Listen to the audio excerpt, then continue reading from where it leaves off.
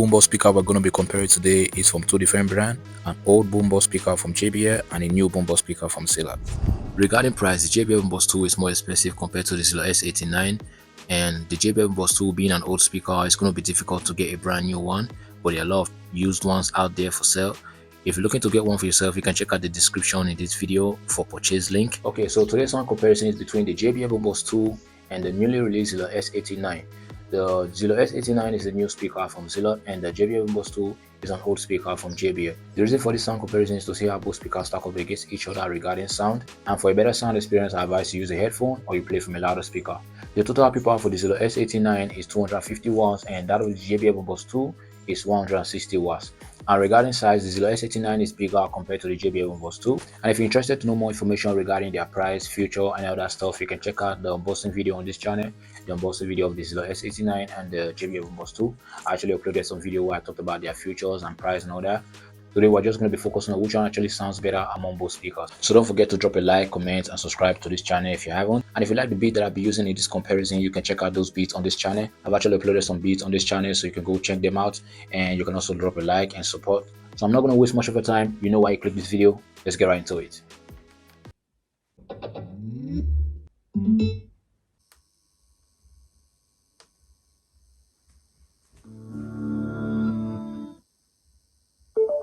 %50 volume.